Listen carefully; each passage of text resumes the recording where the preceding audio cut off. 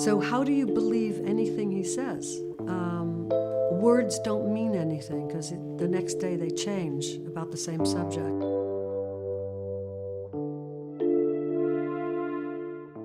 Barbra Streisand has spent more than 6 decades in the spotlight, building a career that most performers could only dream of.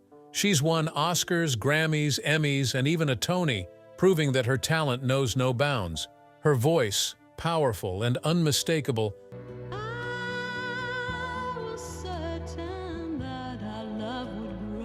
has defined generations. Her films, from Funny Girl to A Star Is Born, have made her a Hollywood legend. But despite all the success, there's something she still wishes she could change. So what is it that she wishes she had done differently?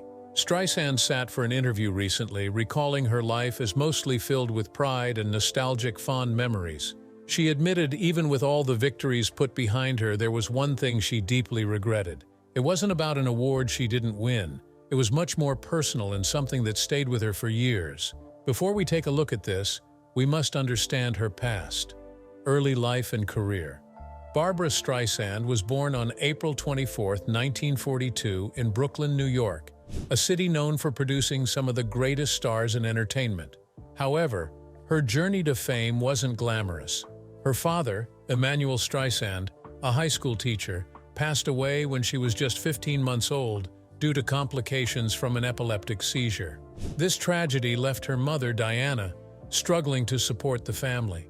Despite Barbra's early love for music, her mother didn't believe she had the looks to become a star. In a 2018 interview with Variety, Streisand revealed, "My mother thought I was too ugly to be a star."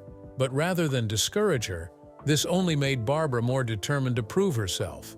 As a child, she was shy but deeply passionate about music. She spent hours listening to legends like Judy Garland and Ethel Merman, singing along and perfecting her voice. At Erasmus Hall High School, her classmates, including Neil Diamond, noticed her exceptional talent. In a 2011 interview, Diamond recalled, "Even back then, Barbra had this voice that could shake the walls." Despite her talent, Streisand didn't follow the usual path. By 16, she had already decided college wasn't for her. She started performing at local clubs, trying to get noticed. Her big break came in 1960, when she won a singing competition at a Greenwich Village nightclub called the Bonsoir. The audience was captivated by her voice, and soon, she was performing there regularly. In 1961, she appeared on The Tonight Show with Jack Paar, gaining national attention. A year later, she landed a supporting role in the Broadway musical I Can Get It For You Wholesale. Though it wasn't the lead, Streisand stole the show as Miss Marmelstein, earning a Tony nomination. But it was Funny Girl in 1964 that made her a star. Playing the role of Fanny Brice, she wowed audiences with her emotional performance, especially with the song People. Hollywood took notice, and in 1968, she starred in the film adaptation of Funny Girl. Her performance was so powerful that she won an Academy Award for Best Actress, tying with Katharine Hepburn in a rare Oscar moment. When she accepted her award, she famously looked at her trophy and said, "Hello, gorgeous," quoting a line from the movie. By the late 1960s, Streisand had also established herself as a top recording artist. Albums like the Barbra Streisand album, 1963, and People, 1964, showcased her incredible voice. Despite pressure to change her appearance, she stayed true to herself, proving that talent mattered more than conventional beauty. Streisand's rise wasn't just about fame, it was about breaking barriers. She became one of the few female artists to dominate Broadway, Hollywood, and the music industry simultaneously, setting the stage for generations of performers to come. In 1968, Barbra Streisand made her stunning film debut in Funny Girl, reprising her role as Fanny Brice on Broadway, for which she received the Academy Award for Best Actress, marking the beginning of her long, illustrious film career. The following year saw Streisand in Hello, Dolly, and established her as a significant figure in Hollywood. In 1976, Streisand ventured into another challenge of A Star Is Born, where she also produced the movie besides starring in it. She co-wrote the love theme for the film Evergreen, making her the first woman to win an Academy Award for Best Original Song. Streisand's directorial debut came in 1983 with Yentl, a project she had been passionate about for years. She became the first woman to write, produce, direct, and star in a major studio film. The film received critical acclaim, winning an Oscar for Best Original Score and a Golden Globe for Best Motion Picture Musical. Streisand herself won the Golden Globe for Best Director, making history as the first woman to receive the award. Throughout her career, Streisand has been known for her perfectionism and willingness to challenge industry norms. In a 1983 interview with Ladies' Home Journal, she discussed the challenges of making Yentl, stating, "I was scared to death making Yentl. I was frightened I wouldn't survive it because my father died when he was 35, and I was making this film at the same age." Streisand's relentless pursuit of excellence and her refusal to conform have solidified her status as a Hollywood legend. The men in her life. Barbra Streisand's personal life has been as vibrant as her famous career, characterized by relationships that have impacted her journey but never overshadowed her professional achievements. In 1963, Streisand married actor Elliot Gould. The couple had a son in 1966, Jason. However, fame took its toll on their relationship after soaring careers, which led to separation in 1969 and divorce in 1971. As Gould looks back on his time with Barbra, he said that they never grew together. And the reason for that was because she became more important than us. Following her divorce, Streisand entered a relationship with John Peters, a former hairdresser who transitioned into film production. Their partnership was both personal and professional, with Peters producing Streisand's 1976 film, A Star Is Born. In a 2017 interview, Peters referred to Streisand as probably the love of his life, highlighting the deep connection they shared. In 1996, Streisand met actor James Brolin at a dinner party arranged by mutual friends, including her ex-boyfriend, John Peters. The two were introduced on a blind date, and Streisand later recounted her initial shyness, choosing to spend time with the children at the gathering before joining the adults. Their relationship was instant, and they got married on July 1, 1998. Streisand and Brolin have remained close for more than 2 decades of marriage. In an interview in 2021, Streisand discussed their relationship, stating that communication and respect are the keys to their relationship. Throughout her life, Streisand's romantic life is important, but did not define her. She always put her career and personal development first, considering love something that supported her ambitions rather than being an absorbing focus for her. In the candid conversation that she had with Oprah Winfrey, Streisand spoke on this balance between the personal life and the work life, emphasizing her commitment to her self-fulfillment and artistic expression. In essence, while love and relationships have played meaningful roles in Streisand's life, her unwavering dedication to her craft and personal development has remained paramount, illustrating a life where love enriches but does not define one's journey. Her fear of live performances. One of the greatest singing voices, Barbra Streisand faced a serious challenge that kept her off live stage for nearly 3 decades: stage fright. This developed for her after a scary experience she faced in 1967 when she forgot the lyrics to a song during her concert in New York Central Park with 150,000 audience members. The exposure made her shrink away from a 27-year hiatus without paid live performances. During this period, Streisand limited her live singing to free fundraisers, avoiding the pressures of commercial concerts. Her apprehension was so profound that she couldn't even listen to the recording of the Central Park concert for decades. In a 2018 interview, she revealed, "I never performed for 27 years because of that." The turning point came when Streisand attended a small gathering where Liza Minnelli performed in a living room setting. Inspired by Minnelli's courage to sing in such an intimate environment, Streisand began to reconsider her own fears. She reflected, "I thought, my God, look how she gets up and sings in front of these people with the lights on." In 1994, Streisand returned to the concert stage in triumph, with a series of performances that were both critically acclaimed and commercially successful. Her comeback tour not only showed her enduring talent, but also her ability to confront and overcome personal challenges. In retrospect, Streisand admitted that she missed out on a lot because of the fear in her life. However, this period also gave her the time to nurture other aspects of her career in acting and directing. It was during this time that she returned to live performances, which would show just how truly strong she is as an artist. In 2012, Streisand performed in her hometown of Brooklyn for the first time since her childhood, marking a significant milestone in her journey to overcome stage fright.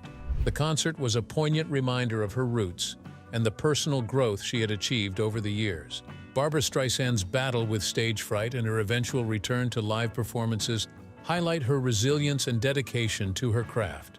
Her journey serves as an inspiration, demonstrating that even the most accomplished artists can face personal challenges and emerge stronger. Her name. She changed her name early in her career to Barbra Streisand from Barbara Joan Streisand on April 24, 1942, in Brooklyn, New York. She dropped the second A from Barbara and became Barbara when she was just 18.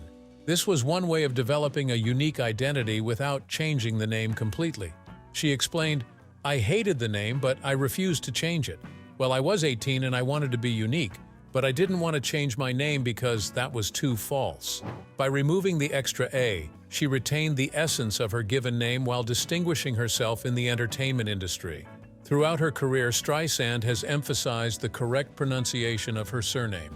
Often mispronounced with a Z sound, like in Streisand, she says the name is actually pronounced correctly like this: sand on the beach. In 2016, after noticing that the Apple digital assistant Siri pronounces the singer's name incorrectly, Streisand was prompted to do something. She recalled, "Siri pronounces my name wrong, and so what did I do? I called the head of Apple, Tim Cook, and he delightfully agreed to have Siri change the pronunciation of my name, finally, with the next update on SEP 30. This anecdote speaks volumes about her zeal for preserving the sanctity of her name. Streisand's decision to change her name shows that she wanted to balance authenticity with individuality. She created a unique identity by making a small alteration, which has become iconic in the entertainment world. Her proactive approach to ensuring the correct pronunciation of her surname further emphasizes her attention to detail and dedication to preserving her personal brand. Barbra's biggest regret. Barbra Streisand is one of the most celebrated performers in history, with a career spanning decades in music, film, and theater.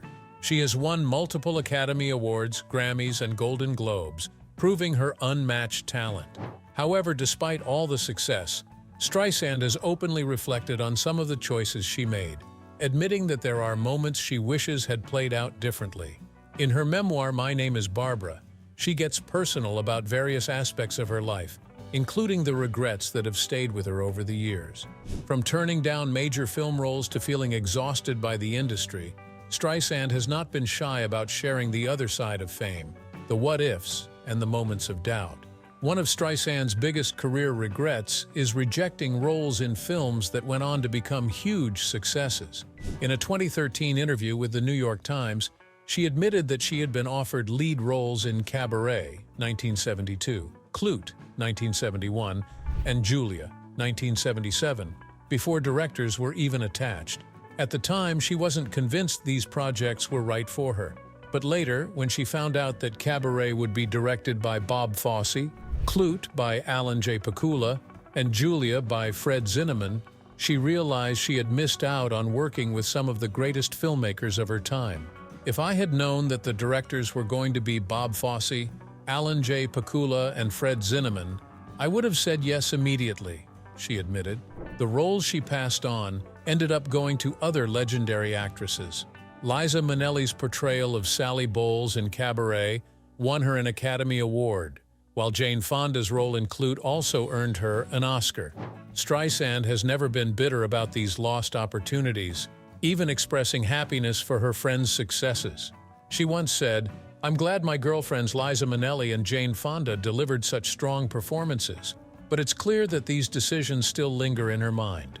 Streisand is known for being a perfectionist, a trait that has helped her achieve greatness, but also made the filmmaking process exhausting for her. Over the years, she has admitted that working behind the scenes, especially as a director, has taken an emotional toll on her. In her memoir, She describes the stress of directing and how much effort it takes to get a film off the ground. She wrote about how she often felt drained by the demands of Hollywood, where every creative decision could lead to a battle with studios or critics. Her experience directing Yentl, 1983, was a prime example. She poured her heart into the film, not just starring in it, but also co-writing, producing, and directing. While the film was a critical and financial success, it was also met with skepticism from Hollywood insiders who weren't ready for a female director to take charge of such a major project. Streisand later admitted that the backlash was difficult to deal with and made her second-guess whether she wanted to direct again. "I was always fighting for creative control," she said in an interview with People. "It's exhausting to always have to prove yourself." Another major regret that Streisand has spoken about is how much pressure she put on herself throughout her career. She has always been a perfectionist, often going to great lengths to ensure that every detail of her work was flawless. While this drive made her a legend, it also led to moments of exhaustion and self-doubt. In an interview with Variety, she revealed that she often felt sort of sick of myself after finishing projects because she would obsess over every little thing. Her nearly 1,000-page memoir was no exception. She spent years writing and rewriting it, struggling to find the perfect way to tell her story. At times, she even questioned whether all the hard work was worth it. In recent years, she has hinted at stepping away from the spotlight, suggesting that she might be ready to enjoy a quieter life. "I think I've done enough," she said. "I want to spend time with my family, my dogs, and just enjoy the simple things." Beyond her career, Streisand has also expressed regrets about aspects of her personal life. While she has been happily married to actor James Brolin since 1998, she has admitted that her earlier relationships were often complicated by her career ambitions. She was once romantically involved with Hollywood legends like Warren Beatty, Ryan O'Neal, and even Canadian Prime Minister Pierre Trudeau. However, her dedication to her work sometimes came at the cost of maintaining long-term relationships. In her memoir, she discusses how she sometimes put her career above everything else, which made it difficult to fully commit to love. "I was always so focused on the next project that I didn't always appreciate what I had at the moment," she confessed. Despite her regrets, there's no denying that Barbra Streisand's career has been extraordinary. She has broken records, won countless awards, and changed the entertainment industry forever. Still, it's refreshing to see someone as successful as Streisand acknowledge that even the biggest stars have doubts, missed chances, and paths they wish they had explored. Her honesty about these moments only adds depth, showing that behind all the fame and accolades is a woman who, like everyone else, wonders about the choices she didn't make. At the end of the day, Streisand may have regrets, but her contributions to music, film, and theater remain unmatched. Whether it's her powerful performances, her groundbreaking work as a director, or even just the iconic line, "Hello, gorgeous," at the Oscars, she has left an undeniable mark on the world. And maybe, just maybe, some of those what-ifs helped shape the Barbra Streisand we all know and admire today. A star meets a president. The first meeting Barbra Streisand had with President John F. Kennedy has to be recalled as unforgettable. On the 24th of May, 1963, a rising star came to the podium at the White House Correspondents' Dinner, where America's most important figures were congregated in the nation's capital. Streisand was an industry darling who had barely aged 21, and that performance sealed her spot as one rising star in this industry. After her set, she joined the long line of guests waiting to meet the president. These encounters were supposed to be brief, just a handshake and a polite exchange, but when Streisand stepped forward, Kennedy had something to say. He complimented her voice and asked how long she had been singing. In classic Streisand fashion, she gave a quick-witted response, "About as long as you've been president." Kennedy laughed, clearly amused by her charm. Then came the moment she wasn't supposed to have. Guests had been explicitly told not to ask for autographs, but Streisand couldn't resist. She handed Kennedy a card from the dinner and asked if he would sign it for her mother. He obliged, and as he gave it back, she blurted out, "You're a doll." The phrase just slipped out, but Streisand later admitted that she saw Kennedy as a kind of rock star. Unfortunately, before she even made it home that night, she lost the signed card. However, she still has the gown she wore to the event, a lasting reminder of the night she met the president, Barbra Streisand and Mandy Patinkin's Yentl drama. In 1983, Barbra Streisand made her directorial debut with Yentl, a film in which she also starred. The movie tells the story of a young Jewish woman who disguises herself as a man to pursue religious studies. Mandy Patinkin was cast as Avigdor, Yentl's love interest. However, during production, tensions arose between the two actors. A week into filming, Streisand noticed a change in Patinkin's demeanor. He seemed unable to look her in the eye and appeared agitated. Concerned, she invited him to her dressing room to discuss the issue.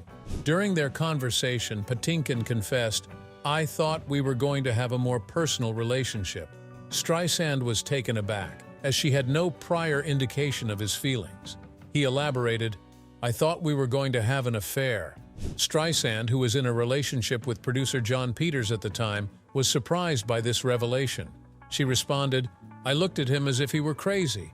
I would never have an affair with an actor I was directing." To avoid hurting his feelings, she simply stated, "I don't operate that way." Tears rolled down Patinkin's cheeks, and Streisand realized that he felt neglected, not receiving the kind of attention he desired. She then scolded him for his behavior and warned that she would replace him in the film if he didn't improve his conduct. Years later, Patinkin admitted that he gave her a hard time on set because he was scared. Initially, Streisand had planned a love scene between Yentl and Avigdor. However, due to the strained relationship with Patinkin, she couldn't bring herself to film it and decided to rewrite the scene. Reflecting on this decision, she wondered if her frustration with Patinkin had overruled her instincts, questioning whether she should have allowed Yentl and the audience to experience that moment. Despite these challenges, Yentl was released in 1983 and received critical acclaim. Streisand's efforts were recognized with a Golden Globe for Best Director, making her the first woman to win the award. The film also won an Oscar for Best Original Song Score. This experience highlights the complexities of on-set relationships and the challenges Streisand faced as a first-time director. Her ability to navigate these difficulties contributed to the film's success and her growth as a filmmaker.